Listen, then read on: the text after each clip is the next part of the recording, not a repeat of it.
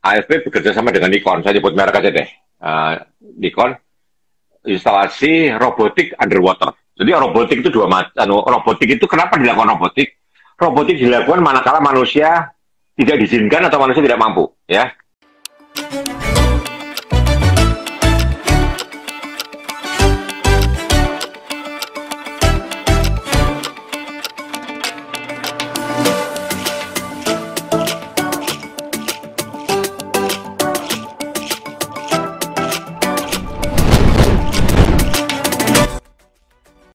Assalamualaikum warahmatullahi wabarakatuh. Salam sejahtera buat teman-teman semua, teman-teman Obras dimanapun berada. Saya harap teman-teman semua dalam keadaan sehat, yang sehat dan berbahagia ya.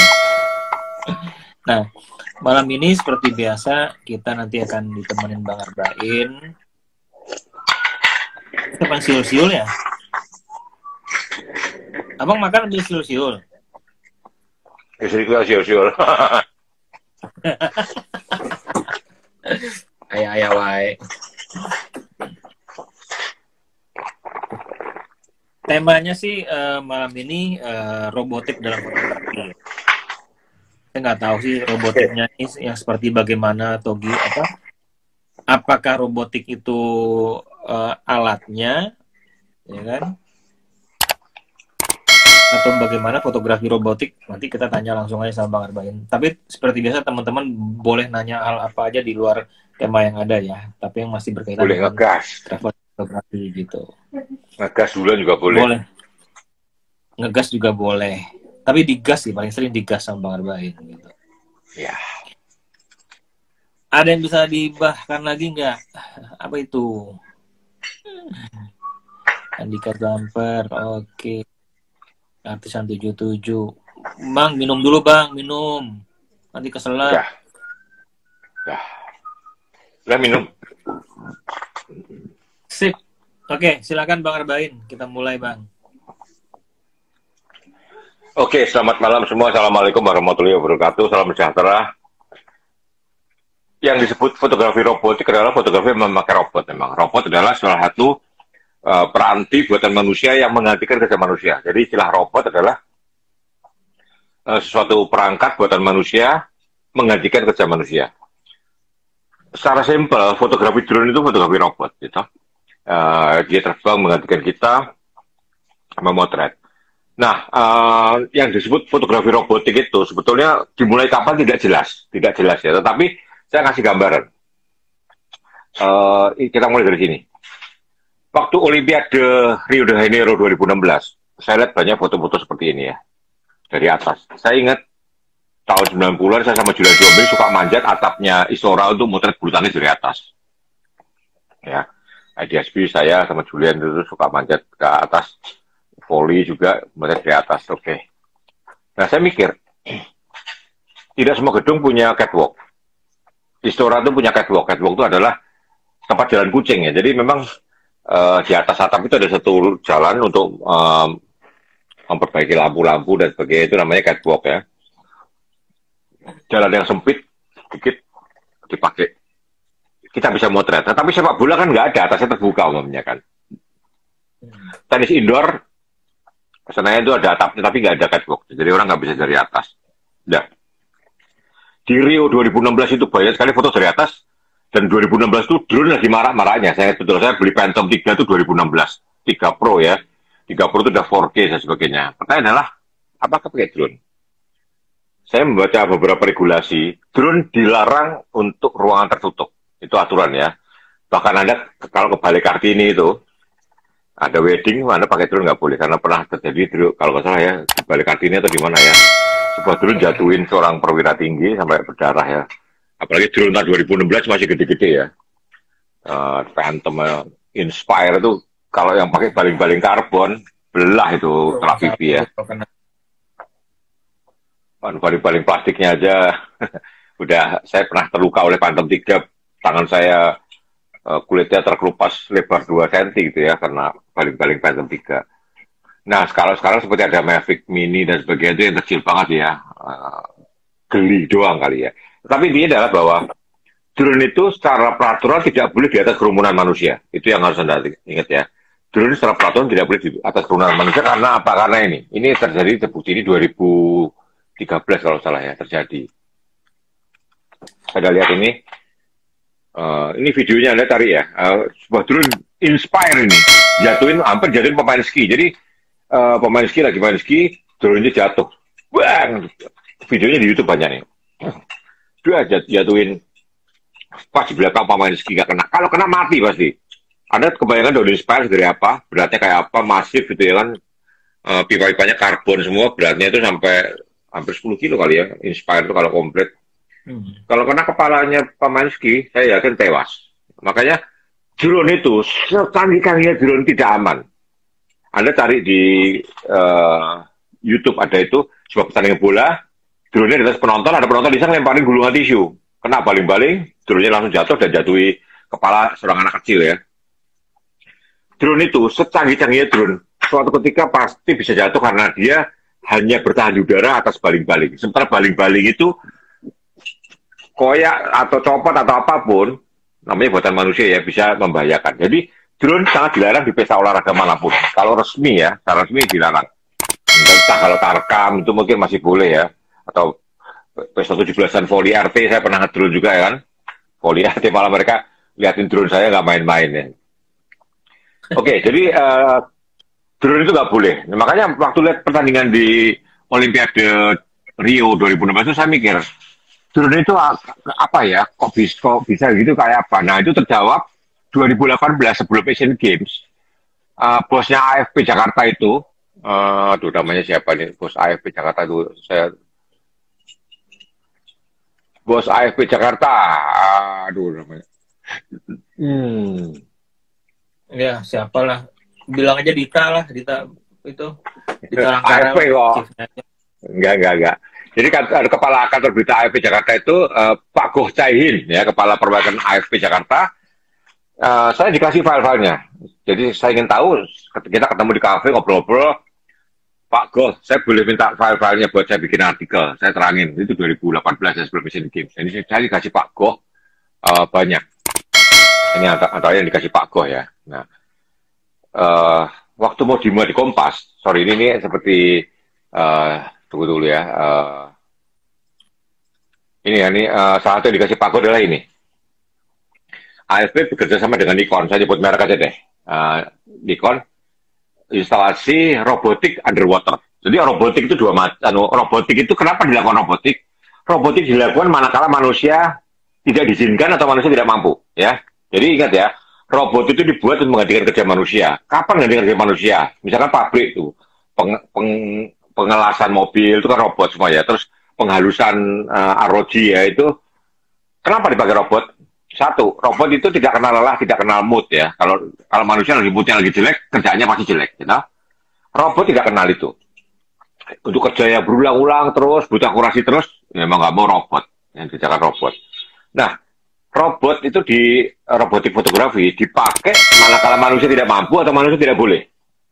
Ini yang motret renang dari bawah air, manusia tidak boleh. Fotografer tidak boleh di bawah. Kalau Anda pernah motret di kolam renang Senayan, saya dulu tahun 90-an motret renang. Itu di bawah kolam renang itu ada kaca, ada ruangan, kita bisa motret dari bawah. Dari ruangan bawah. Tapi cuma dilihat dari samping. Nggak bisa di bawah perenangnya. Nggak bisa dapat foto kayak gini nih. Ya, nggak bisa dapat foto kayak gini ya. Jadi, diadakannya kamera robotik mana tadi? Seperti ini. Karena manusia tidak boleh. Bukan manusia tidak mampu ya. Kalau ada penyelam di bawah, misalkan diizinkan ya, gelembung-gelembungnya ganggu perenang ya kan? Ataupun kalau pakai perangkat selam yang gelembungnya tidak keluar seperti yang dipakai Kopassus itu juga tetap ada manusia di bawah, mungkin perenangnya risih. Ya, jadi memang harus digantikan oleh robot. Ini robot underwater. Robot dipasang karena manusia tidak boleh. Oke? Sebaliknya, kalau yang di atas, ini manusia mungkin boleh, tapi pakai apa? Tidak selalu di atas, tidak selalu ada tempat buat bertahan dan akan mengganggu, ya. Jadi fotografi robotik di dunia olahraga itu digunakan karena manusia tidak boleh, sementara foto dari situ mungkin menarik. Nah itu makanya terjadi adalah saya plototin ya foto-fotonya ya. Saya plototin foto-fotonya. Ini beberapa dari Pak Bos tadi ya. Ini coba ini. Ini nggak mungkin kalau nggak robotik ya kan. Senam synchronize ya. Itu kameranya nggak bawah banget tapi nggak atas banget. Jadi nyamping gitu ya. Jadi masih langitnya masih kelihatan gitu. Setengah-setengah ya. Kalau Anda lihat tadi kan kameranya tabung tadi. Semua lensanya dome. Nah, lensanya semuanya dome ya. Lensanya semuanya dome. Jadi itu adalah suatu pilihan yang nggak bisa ditinggalkan ya, apalagi dengan teknologi sekarang ya. Nah, Anda perhatikan, saya perhatikan ini kreditnya jelas, AFP foto Antonin Twiller ya, artinya Antonin yang taruh kamera, dia nonton pakai remote ya, kayak Olympus juga bisa dari handphone, ya, pakai ada softwarenya ya, kamera taruh. Anda lihat layar gambarnya ada di handphone Anda tekan itu jebret ya, itu bisa. Ini yang berarti yang mengawasi ini adalah si Antonin Twiller ini. Ini Antonin Twiller lagi, bulu tangkis, ini bintang Malaysia itu, ya si Antonin Twiller. Ini François Merit juga dari bawah air, oke. Nah, perhatikan ini François Merit juga yang pemasangan ini. Nah, tapi perhatikan foto ini. Foto ini kreditnya hanya AFP. Kreditnya hanya AFP, nggak pakai nama. Kenapa coba? Ya, kredit ini kan nggak pakai nama karena kameranya bekerja otomatis. Begitu ada orang masuk air, loh indah ya. Begitu dia menyentuh permukaan air, kameranya jebret. Jadi sensornya sensor gerak. Begitu ada gerakan di permukaan airnya, kamera trap, betul trap. Makanya nggak ada kredit namanya. Karena yang kerja full kameranya. Nah ini kreditnya hanya AFP. Kenapa pakai AFP? Karena AFP yang punya sistem ini. Ya, jadi ini ada beberapa nggak pakai kredit. Ini nggak pakai kredit, hanya AFP foto. Ini juga AFP foto, ya. Ini keren sekali ini perenang AFP foto. Ini AFP foto juga ini. Kenapa? Kalau nggak kreditnya nggak dicantumin, jadi kayak semacam nggak diakuin dong ya fotografernya kan? Padahal dia punya andil. Nggak, kreditnya kan AFP. Yang naruh situ si AFP. Jadi yang naruh itu bisa si A, bisa si B, bisa si C. Pokoknya taruh di situ, nanti kalau ada gerakan, dia akan jebret. Jadi, ini setengah kredit ya, kan istilahnya. Yang di fotografi biasa nggak dikenal ya, ini setengah kredit. Jadi, dia jebret bukan karena manusianya memilih momen. Jadi, momennya benar-benar ditentukan oleh si robot. Angle dirancang oleh rapat dari AFP kan. Kita taruh di situ. Yang merancang tim AFP ya jadinya ya. Iya. Jadi maka kreditnya bukan nama orang. Iya, tim AFP. Yang menekan momen itu adalah robot otomatis ya. Kayak ini otomatis ya. Ini kalau nungguin kapan kita tahu dia nyebur air Pak, ya kan? Telat itu kan. Jebur ada sampai bawah telat itu. Jadi ini begitu orang itu menembus permukaan air langsung jebret. Ini hanya robot yang bisa. Manusia nalurinya nggak cukup cepat untuk bisa menangkap itu ya. Ini manusia masih nungguin dengan acak jebret bisa ya. Ini bisa ini masih bisa juga. Maka pakai nama, dipakai nama. Di kemasan pakai nama. Ini pakai nama. Anda lihat ya, di bawah tuh kamera juga pakai remote semua. Anda perhatikan ya. Yang di bawah itu ada kamera pakai remote. Anda perhatikan ya. Saya ingat PON 1993 di Jakarta ya. Lari 100 meter. Saya di kira-kira 30 meter di belakang garis finish 100 meter. Jadi kalau mereka mencapai finish, saya dengan nilai saat ini 300 atau 200, saya bisa mendapatkan ekspresi orang yang finish di 100 meter. Waktu itu Mardi Lestari ya. Yang lucu adalah di bawah penyisian. Sorry. Itu bukan PON, Porda ya. Jadi mereka lari menuju ke saya. Anda kalau orang itu lari menuju Anda, mana yang paling depan Anda nggak bisa bedain. Serius. Jadi kalau ada 10 orang berlari maju ke arah Anda di garis finish, Anda tidak tahu mana yang paling depan. Terutama kalau bedanya tipis-tipis.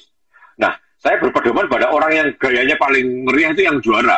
Jadi begitu menjelang finish, dia angkat-angkat tangan, saya berondong dia. Ternyata dia juara 3. Ternyata dia juara 3. Kenapa coba? Karena juara pertama itu DKI udah biasa menang. Jadi dia udah cool, dia yakin menang kan. Jadi dia santai masuk itu. Sementara yang juara 3 itu dari daerah kalau dia nanti dapat medali, bonusnya gede. Jadi dia senang banget itu loh. Itu yang terjadi. Makanya di Olimpiade saya juga yakin terjadi seperti itu juga. Sehingga di pesta-pesta olahraga besar itu biasanya di garis finish kameranya itu nggak di dari depan, dari samping juga ada seperti ini, ya. Jadi kelihatan mana yang lebih depan ya. Ini lihat kamera seperti itu. Itu fakta-fakta di dunia olahraga ya. Ini juga robot ini masih pakai nama Lauren Calvala ya. Ini karena bukan mesin ya, masih bisa dirasakan.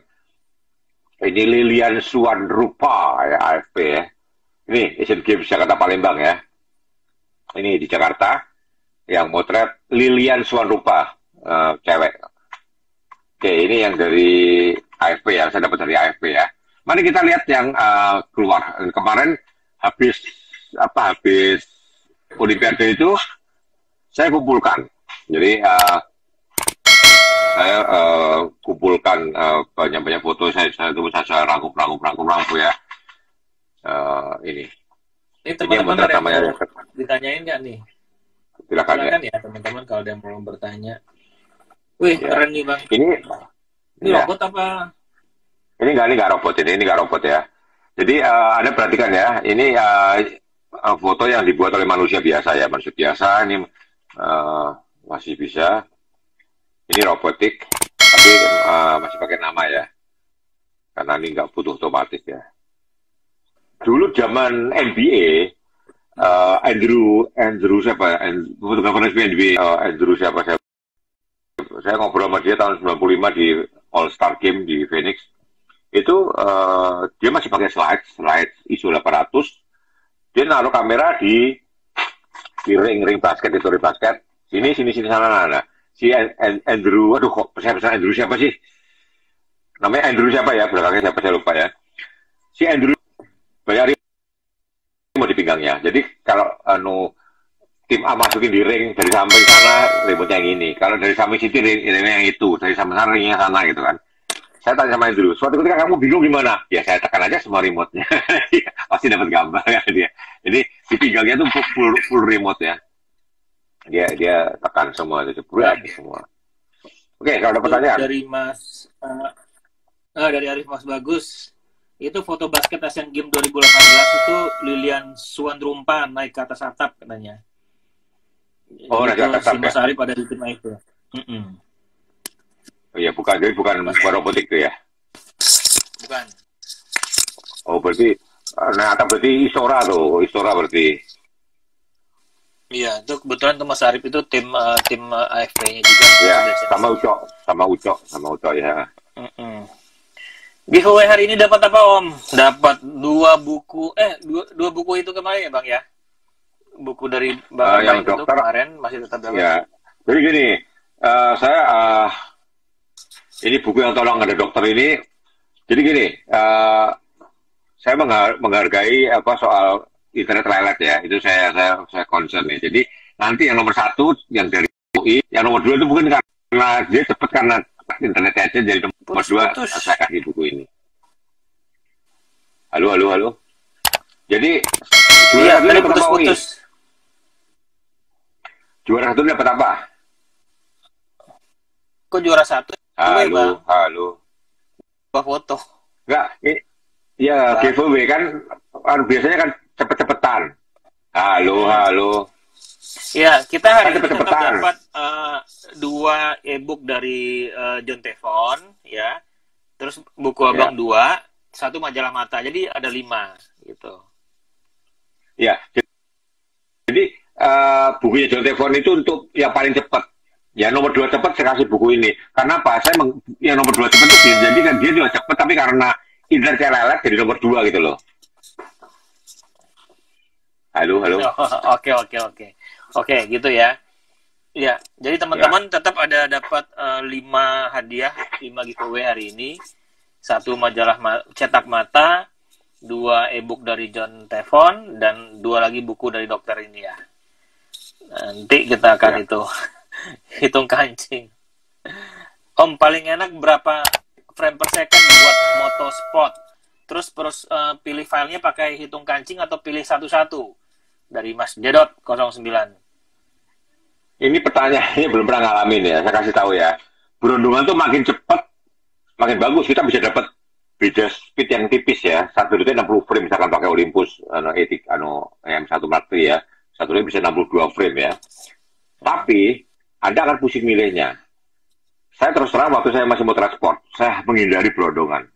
Berondongan itu membuat Anda tidak terlalu konsen ya. Waktu itu saya masih pakai Nikon F3. Saya ingat balap sepeda di Semarang. Murugayam, fotografer pembalap Malaysia masuk finish. Sebelah saya, teman saya nggak usah sebut namanya ya, dia berondong. Waktu itu masih 8 frame per second. 8 fps sudah top banget ya itu waktu itu ya. Saya tungguin. Begitu dia angkat tangan, saya jebret. Saya dapat angkat tangan. Dia main berondong. Cek, pas gini jebret, pas diangkat dia jebret, pas gini jebret lagi. Dia nggak dapat angkat tangan di atas. Saya habis itu saya nggak percaya sama berondongan. Ya, jadi berondongan itu katanya gampang, tapi Anda tidak konsen sebetulnya. Cobalah ambil, jangan berondongan. Atau berondongan 3 aja, truk gitu loh. Anda belajar konsen memperkirakan adegan. Sport itu not that, bukan sesepele itu ya. Sport itu Anda butuh konsentrasi benar. Kalau Anda ngandelin berondongan doang, Anda miss terus. Ya, jadi ibaratnya kalau Anda mau pakai M16, jangan otomatis, jadi semi otomatis. Jadi sekali tekan 3 peluru aja gitu ya. Tret. Anda lebih konsen, itu momennya lebih dapat. Kalau Anda berondong, itu momennya dapat kamera sebenarnya, bukan Anda ya. Jadi Anda harus memperkirakan juga ini adegannya bagus apa. Jangan pilih kancing. Anda harus pilih yang paling adegan yang paling greget. Olahraga itu nilainya di gregetnya. Oke. Ya, tadi Mbak Amelia Eros nanya, itu berapa kali jepret Om sekali untuk satu scene foto? Oke, foto yang tadi itu ya. Saya nggak tahu. Tapi kalau yang mesin itu ya sekali jebretnya cukup tuh. Dia masuk jebret langsung dia. Karena dia otomatis ada gerakan ya Bang ya. Ada gerakan atau apa gitu langsung otomatis gitu. Airnya terpecah tuh langsung dijebret ya. Ada sensor panas, ada sensor suara, ada sensor gerak. Saya pernah diklik hargain sensor suara. Jadi bohlam saya jatuhkan, pas mengantem lantai itu terpotret. Itu sensor suara. Oh, ada sensor suara juga. Ada sensor suara, sensor gerak, sensor cahaya. Jadi ada 3 macam sensor setahu saya, suara, gerak, sama cahaya.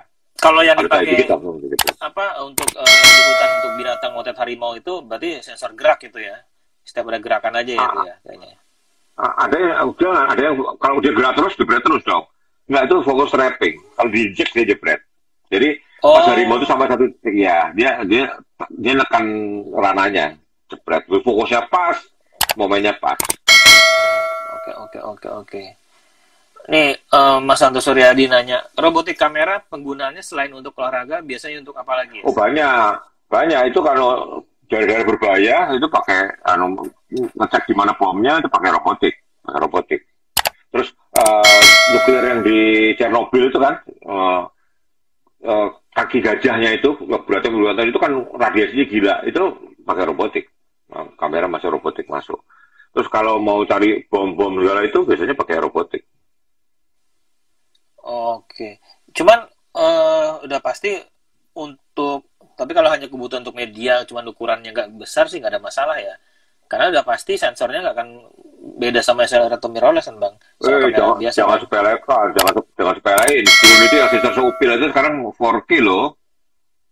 4K loh. Nah, kan? Jadi ya itu kan kalau drone kayak yang tadi di bawah air tadi di kolam gitu Bang. Itu gimana? Itu kamera DSLR itu.